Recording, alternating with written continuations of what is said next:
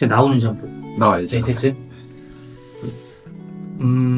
브라이튼 여의도에 얼마나 지금 계셨죠? 두 분이? 시작할 때부터 계속 네. 있었죠. 계속 있었어요. 네.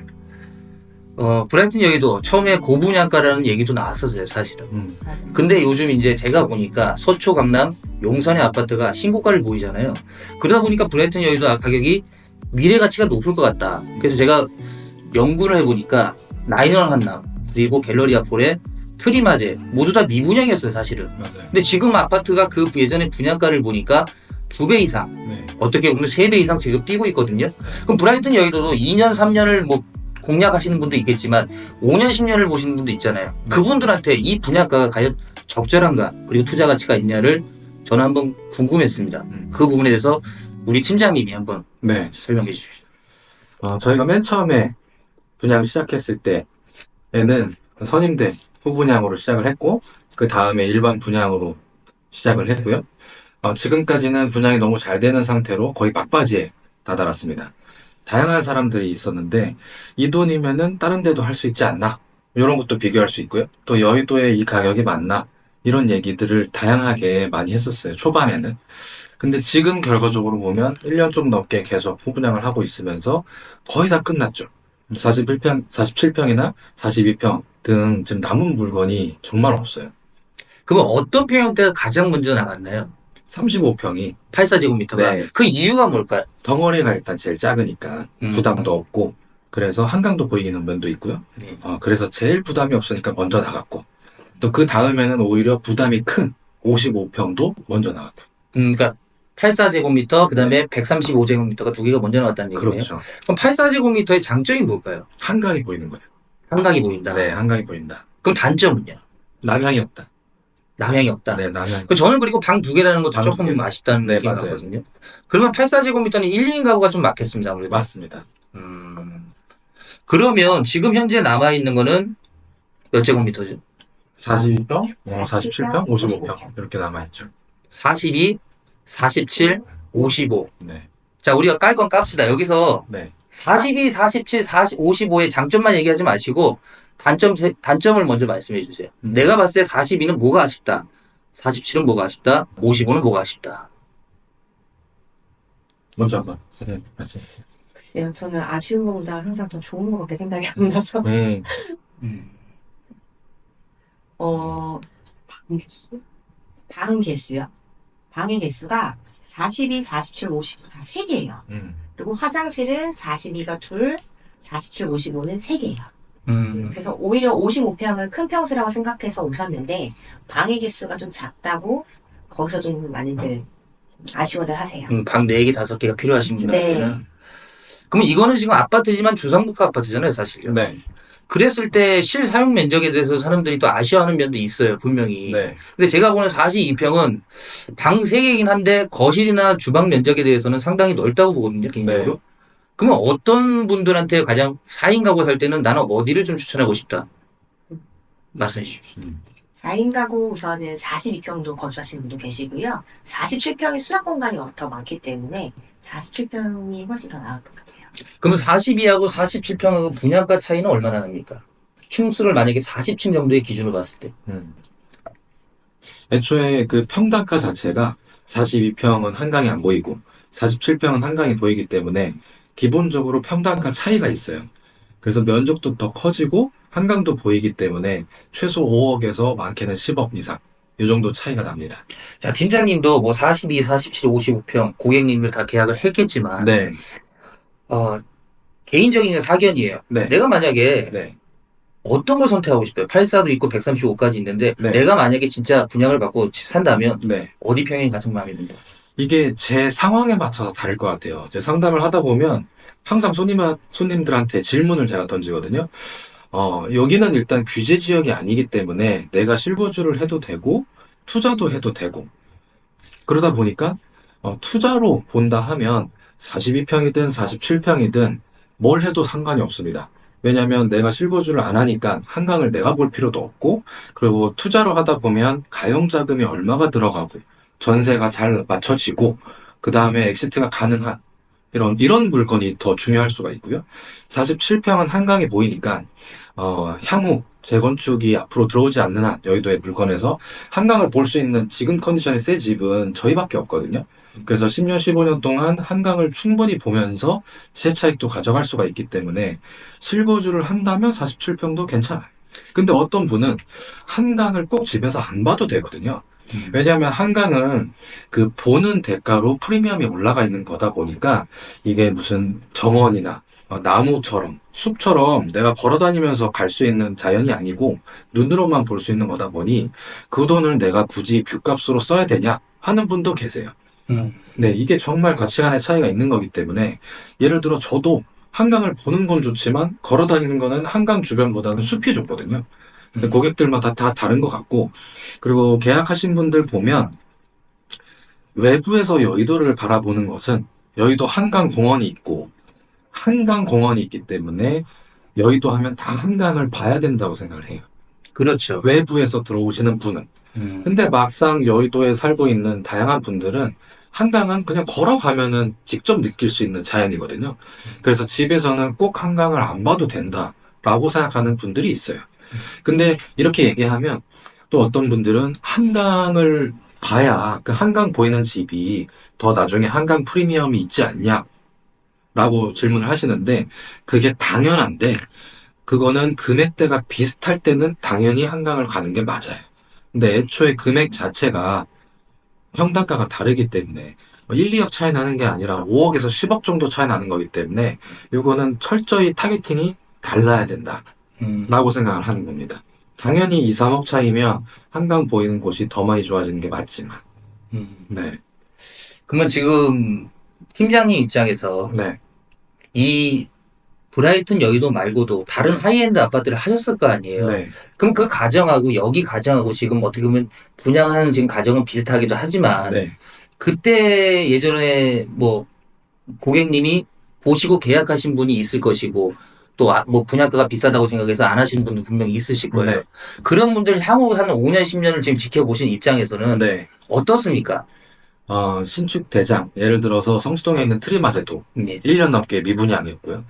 아까 대표님께서 말씀하신 반포 자이나, 타워팰리스, 심지어 마포에 있는 마포레미안 푸르지오 이런 것들도 다 미분양이었는데 지금 지나고 보면 다 동네를 대표하는 대장 아파트가 됐잖아요. 근데 그게 미분양이었던 것은 그 시절 그 가격이 너무 비쌌기 때문에 미분양이 오래됐던 건데 근데 지금 돌이켜보면 지금 브라이튼과 그 여의도 다른 아파트들을 보면은 평당가가 차이가 안 납니다. 오히려 재건축 아파트들이 지금 평당 1억이 넘기 때문에 물론 향후 15년 뒤쯤에는 너무 좋은 그 새 아파트들로 되겠지만 지금 당장 들어가서 사는 그런 기회 그리고 10년이라는 또 시간 그 돈이면은 이자를 받든 아니면 투자를 하든 또 다양한 기회비용이 있을 수 있잖아요. 그리고 또 다른 구축 아파트들은 실거주 의무가 있는 점. 지금 이 브라이튼의 가격이 여의도 안에서는 한번 비교를 해보면 여의도에 살만한 곳이 많이 없기 때문에 다른 아파트들이랑 시세 비교를 한번 해볼 수 있죠. 근데 저희 거 평당 1억. 제일 비싼 거 한 1억 1,800. 요 정도 하는데 지금 여의도의 구축 아파트들 50년 돼서 실제로 거주하기에는 좀 힘든 그런 재건축을 바라보는 아파트들 평당가가 평당 1억이 넘고 비싼 거는 1억 2천까지도 가기 때문에 이 돈이면 나중에 물론 10년, 15년 뒤에 새 아파트가 되긴 하겠지만 당장 살아야 되는 편리함, 살 수 있는 편리함, 그리고 10년, 15년이라는 그 기회비용, 그리고 또 여기는 실거주 의무가 있는 그런 토어제 지역들이다 보니까 여기는 또 규제를 안 해도 돼, 브라이튼은. 이런 차이가 있다 보면 과연 10년, 15년 동안 편하게 살면서 시세 차익도 가져갈 수 있는 저희 신축이 메리트가 있지 않나 싶은 거죠. 보통은 이런 새 아파트들을 분양을 할 때 그 주변 시세보다는 비싸게 분양을 해요. 그렇죠. 당연히. 네. 근데 지금 보면 평당 1억 2천. 재건축들이 1억에서 1억 2천이기 때문에 가격이 같죠. 아니면 저희가 더 저렴하기도 하고요. 42평은. 평당가로 볼 때. 그래서 편하게 살면서도 돈을 벌 수 있는 방법이 있다 보니 나중에 새 아파트가 될 것 같은 그런 재건축만 고집할 필요는 없다는 거죠. 그럼 지금 여기 이제 구입하신 분이 어느 정도 지금 신흥 부자분들도 있으니까 30대 분도 분명히 있을 거예요. 네. 30대 입장에서는 트리마제를 경험해 보진 않았을 거란 말이에요. 네. 트리마제 그때 분양가가 얼마였고 지금 어느 정도 시세를 차익하고 있죠? 2017년도에 준공을 한 건데 그때 평당 3천만 원대에 분양을 했으니까 평당 3천. 네, 그 돈이면 지금과 같은 서울동의 부촌 느낌은 아니었고요. 2017년도니까 아크로서울 포레스트도 없었고 갤러리아 포레와 그 이후에 트리마제 그 다음에 아서포인데 아서포가 2020년 준공이니까 그때까지만 해도 성수동은 막 대부분의 사람들이 많이 가는 곳은 아니었어요. 왜냐하면 그 이후에 팝업 스토어 이런 것도 열리고 뭐 연모장길, 아틀리에 길 이런 게 생겼기 때문에 지금 와서 보면 그 가격이 싼 거였지만 그때 돌아가서 다시 계약을 하라 그러면 용기 있게 할 사람들이 많이 없을 거라 생각합니다. 아, 쉽지 않았다는 네, 얘기죠. 성수동 분위기 자체가 부촌이 될 거라는 이미지는 아니었어요. 브라이튼 여의도 사실 여의도 아파트가 여의도는 좋은 거 다 알잖아요. 네. 근데 재건축 아파트가 있다 보니까 네, 오래됐다. 네, 나 여기서 살기 싫다는 분 솔직히 많아요. 네, 우리 고객님들도 많고. 근데 이제 브라이튼 여의도가 생겼다는 걸 보시고 처음에는 좀 어떻게 보면 비싸다. 분명히 그런 느낌을 하이엔드는 받을 수밖에 없잖아요. 그러나 우리가 봤을 때 하이엔드 아파트 치고 단지 규모에서 매매가 2배 이상 상승 안 하는 데는 없어요. 또 현실적으로. 맞죠. 그건 분명한 사실인데 시간이 얼마나 걸리냐가 문제인 것 같아요. 제 생각에는. 브라이튼 여의도도 마찬가지로 지금 평당 한 1억 왔다 갔다 하잖아요. 사실. 네, 이 가격대에서 나중에 2억까지 올라가는 데는 시간이 물론 걸리겠죠. 그 다음에 기존 아파트의 분양가도 올라야 될 거고. 그럼 이 두 가지 요인을 봤을 때 팀장님이 봤을 때는 이 지금 가격에서 5년, 10년 우리가 맞추지 못합니다만 네, 느낌이 어떻다. 네. 이때까지 경험하신 결과로 봤을 때 네, 브라이튼 여의도가 어느 정도 가격까지는 상승할 것 같다. 물론 이걸 뭐 애매하게 얼마까지 다 우리가 점쟁이는 아니기 때문에 그렇게 할 수는 없지만 네. 예를 들어서 42평 40억에 내가 분양을 받으면 향후 10년 후에는 어느 정도 가격은 갈 것 같다. 네. 거기에 대한 이유를 한번 얘기해 주시면 고맙겠습니다. 일단 제가 생각하는 미래는 평당 2억은 무조건 가야 된다. 라고 생각합니다. 왜냐하면 반포가 지금 원베일리도 평당 2억이 됐는데 우리 예전에 이런 기사 본 적 있잖아요. 아크로 리버파크가 평당 1억을 찍었다 만다. 그런 뉴스로 한창 도배가 됐었을 때가 있었잖아요. 근데 지금 돌이켜보면 1억 아닌 곳이 없고 심지어 강남이 아니라 비강남인 곳들도 1억이 다 넘고요. 지금은 반포 신축 대장인 원베일리가 평당 2억이잖아요. 그 2억 시대가 열린 거죠. 2억 시대가 앞으로 열릴 곳이 반포, 그 다음에 또 여의도, 뭐 성수, 트리마자 주변에 있는, 그리고 용산, 뭐 요 정도가 서울의 핵심 입지 중에 잘 사는 상위 동네이기 때문에 요 정도는 나중에 돈 있는 사람들끼리의 경쟁이 될 거기 때문에 평당 1억이든 2억이든 그건 별로 의미가 없습니다. 자, 보제상가 있고요. 네, 더파크 사이드 서울 스위트 있습니다. 네. 이번에 분양한다고 지금 오픈하기 시작할 것 같아요. 조만간. 네, 더파크 사이드 스위트 같은 경우는 오피스텔이잖아요. 근데 분양가가 지금 나와 있는 게 평당 한 2억 정도 실평수 기준으로 네, 지금 분양을 한다고 하는데 더파크 사이드 서울 스위트도 좋죠. 이치는. 네, 물론 좋은데 어떻게 보면 브라이튼 여의도하고 조금 이제 비교가 될 것 같아요. 제 생각에는. 고객들도 아마 이걸 보시는 분들도 더파크 사이드 서울 스위트를 기다리시는 분도 분명히 있으실 거예요. 네, 근데 이제 아파트는 임대로 지금 하겠다는 얘기를 하거든요. 네. 그래서 이 부분에서 향후 더파크 사이드 서울 스위트가 6월 말이나 7월 초에 분양을 오픈한다면 네. 브라이튼 여의도는 어떤 현상을 볼 것인가? 네. 그리고 그때 됐을 때 혹시 분양가의 가격 인상이 될 것인가? 네. 저는 이것도 궁금하거든요. 네, 맞습니다. 정말 날카로운 질문인 것 같은데요. 저희가 상담하신 분들 중에 여기를 선택 안 한 분들도 있잖아요. 그런 분들은 강남 아니면 용산을 했습니다. 강남 아니면 용산 했는데, 여의도랑 용산은 거의 같은 생활권이라고 보고, 이 지역을 좋아하는 사람들이 용산을 한 거고요. 강남은 그냥 다들 강남 좋아하니까 강남을 해야 될 것 같거나, 아니면 좋아해서 하신 거예요. 근데 용산도 앞으로 미래 가치가 되게 많겠지만, 그 민족공원 근처가 지금 서울숲처럼 다 개방이 돼서 그 자연을 오로지 느끼려면 아직 시간이 좀 많이 필요해요. 그래서 그 동네가 좋아서 가시는 거면 좋은데, 이 부동산이 그래도 우리나라에서는 자산으로서의 가치가 분명하기 때문에 그 같은 시간 대비 더 많은 차익을 내는 게 중요할 수도 있잖아요. 내 마음의 만족 말고도. 시간이 돈이니까요. 네, 시간이 그렇죠. 돈이니까. 그래서 향후 4년에서 8년 정도면 여기 브라이튼 여의도에서 충분히 시세 차익을 본 다음에 돈을 주고 용산으로 가도 된다고 생각해요. 네. 그리고 아파트가 그 파크사이드 오피스텔이 평당 2억에 분양을 할 예정이잖아요. 예, 예. 오피스텔이 평당 2억이면 누구는 그 가격이면 가능하지. 왜냐면 용산이니까. 근데 누구는 오피스텔이 2억이 말이 되냐? 또 그러겠죠. 근데 지나고 보면 또 그 가격이 맞을 수도 있는 거고, 그거는 제가 감히 예측을 할 수는 없지만, 길 하나 건너면 용산인데 오피스텔이 평당 2억이다. 길 하나 건너서 여의도가 아파트가 평당 1억이다. 그러면 반드시 저희는 수혜를 받을 거라 생각해요. 왜냐하면 그 광진구에 있는 포제스 한강도 분양을 했을 때 저희랑 평당가가 거의 같았거든요. 거기도 1억이 넘기 때문에 거기는 영구 조망인 한강 1열 자리이기 때문에 너무 좋지만 그 주변의 인프라를 누리거나 아니면 한강을 뺀 부분은 동네도 그렇고 동네를 비하는 건 아닙니다. 근데 동네가 그 여의도가 조금 더 상급지고 한강 공원을 누릴 수 있다는 거나 아니면 백화점 근접성, 평지 이런 걸 봤을 때 조금 우위에 있는 건 맞거든요. 그 한강을 제외한 부분은. 그래서 같은 평당가로 볼 때 포제스 한강보다는 브라이튼이 낫지 해서 거기 입주권조차 가지고 있는 분이 그걸 팔고 여기 계약하신 분도 있어요. 실제로.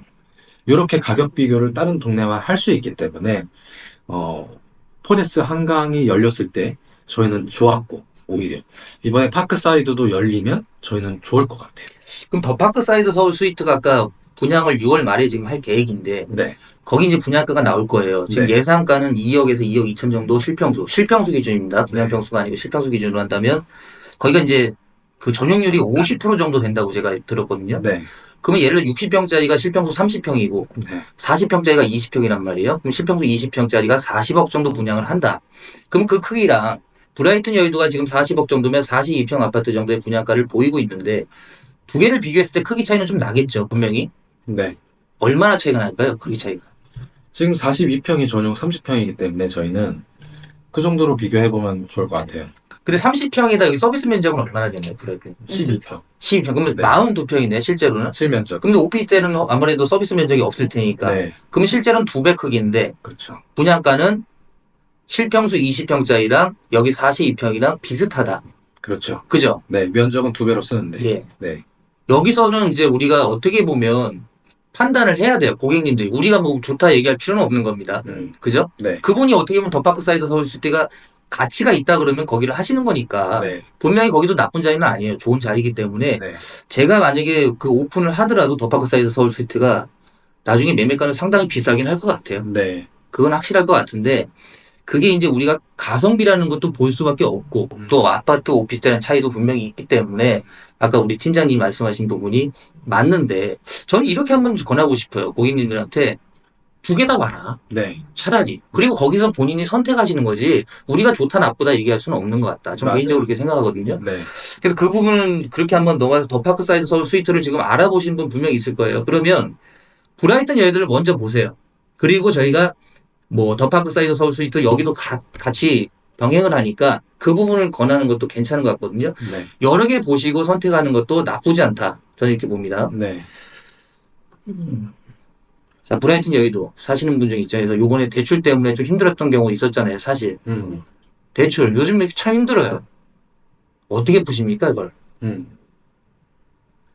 먼저 대출하면 가장 중요한 것이 LTV랑 DSR 요즘 두 정도로 볼 수가 있는데 여기는 이번에 토어제로 묶인 강남구나 서초구, 송파구, 용산구 그 외의 지역이기 때문에 일단 대출 규제에서 상당히 편한 편이에요.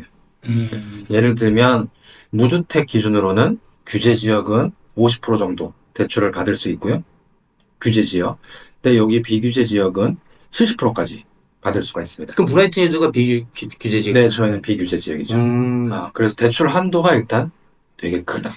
70%? 네. 최대? 네, 최대. 다 70% 나오는 건 아니잖아요. 일단 한도가 70%고요. 예. 네, 우리나라에서는 대출을 해줄 때 그분의 소득 수준까지도 보기 때문에 당연히 DSR도 고려가 됩니다. 연봉이 많은 사람은 조금 더 대출이 나오고 그러니까 예를 들어서 나는 무주택이라서 여기 70% 대출을 받을 수가 있지만, 근데 연봉이 작아서 40%까지밖에 안 나올 수도 있는 거죠. 네, 반대로 얘기하면 소득이 많은 분은 대출을 최대한 활용할 수가 있다는 겁니다. 근데 규제 지역인 곳은 소득이 아무리 많아도 대출 한도 자체가 낮기 때문에 맥스로 받을 수가 없는 거죠. 70%를. 그게 유리하고.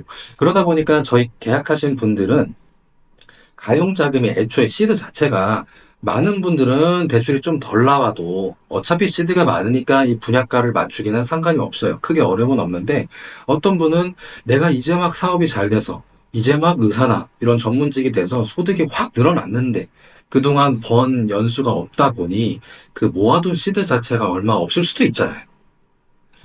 소득은 크지만.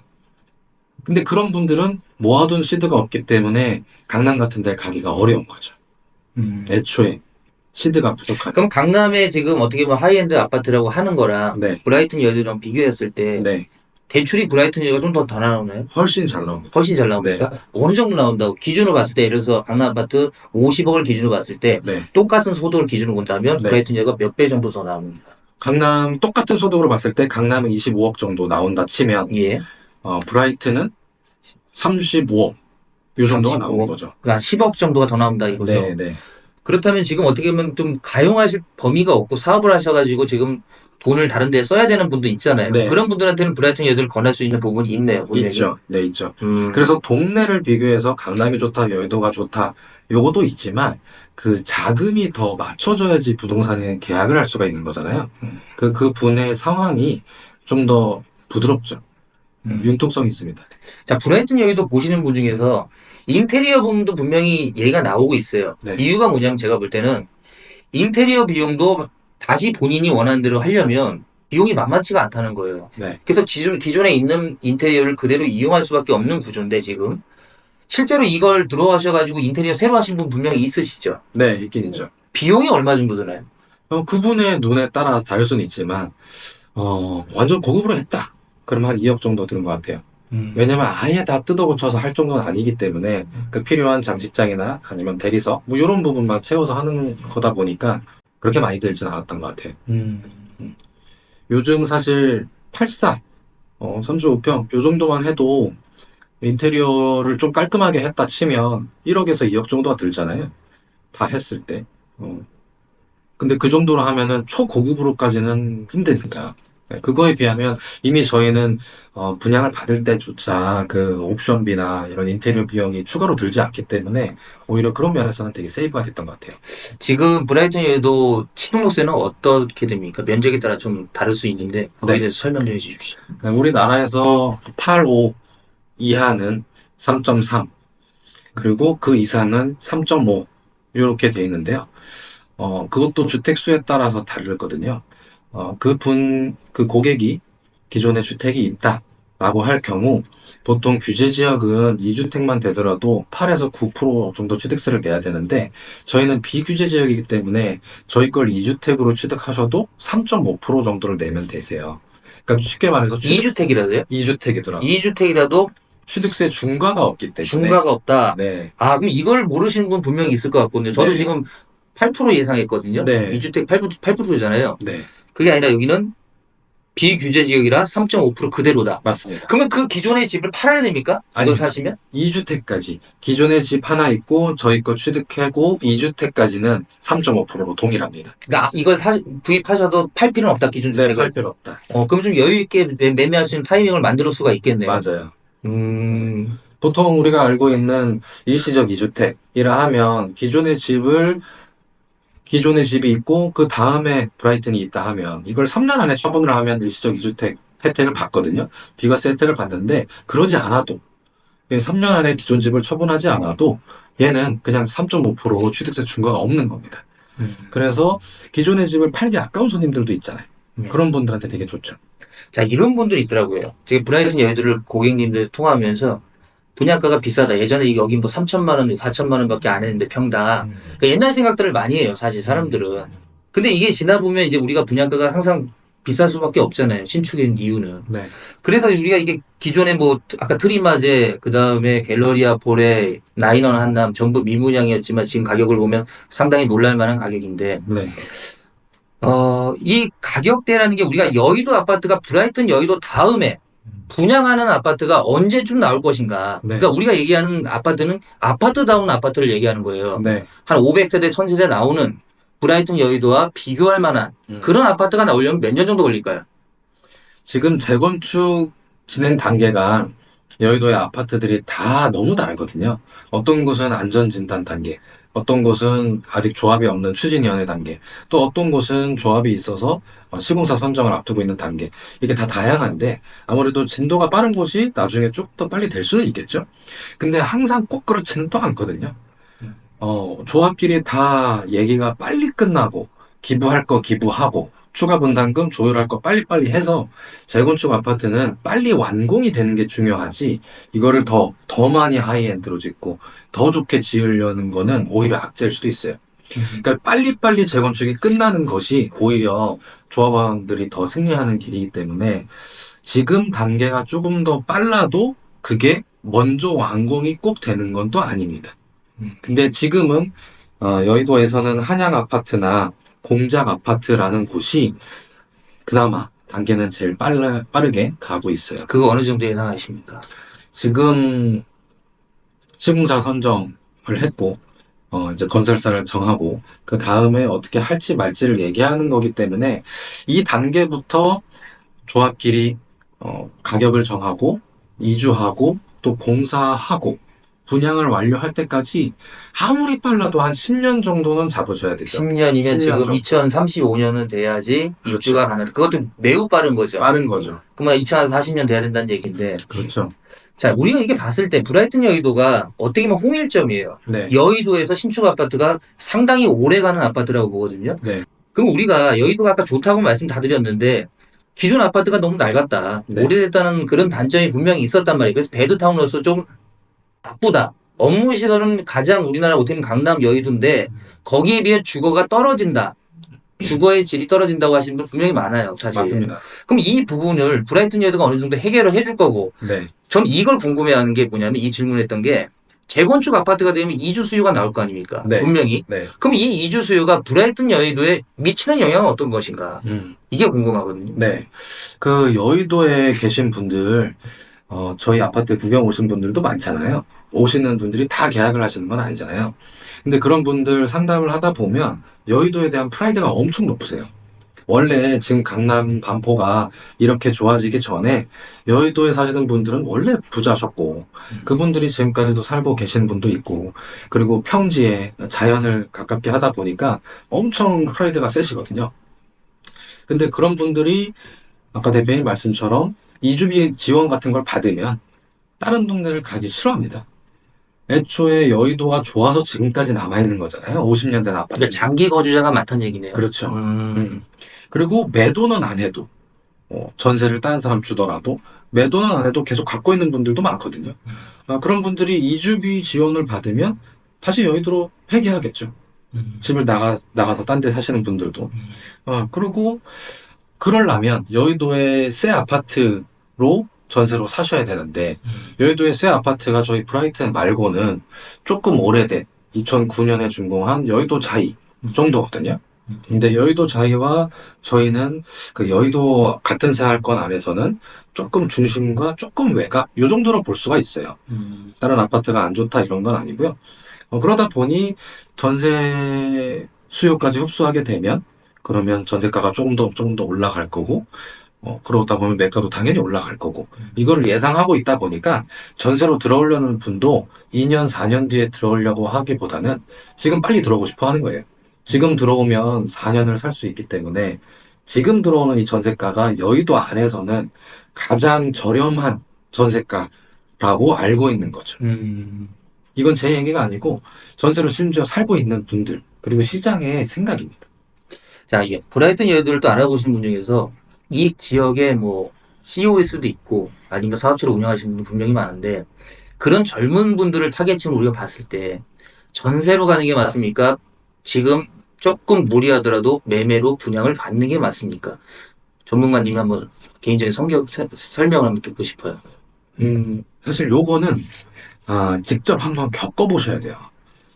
내가 전세로 들어가서 4년은 살지만 4년 동안에는 편하게 살 수가 있으니까 걱정을 안 합니다. 근데 4년 뒤에 다시 전세로 연장을 하려 보면 가격이 확 뛰어져 있거든요. 그때 내가 열심히 일해서 이 정도 돈을 벌었는데 이 같은 컨디션의 이 집을 전세로 또 못 사네? 라는 것 때문에 전세집을 구하는데 좀 어려움을 한번 겪어보시면은 내가 빨리 분양이든 매매든 뭐라도 실거주 할 수 있는 집을 사서 열심히 대출 갚으면서 거기를 유지하는 것이 전세로 사는 것보다 훨씬 자산을 지키거나 증식하는 게 맞는 방법이라는 걸 알게 돼요. 한번 직접 겪어보시면 너무나 알게 되고요. 반대로 그걸 이용하시는 분들은 그 전세로 들어오시는 수요를 흡수해서 갭 투자를 하는 거죠. 4년에서 8년 정도 시간을 벌 수가 있잖아요.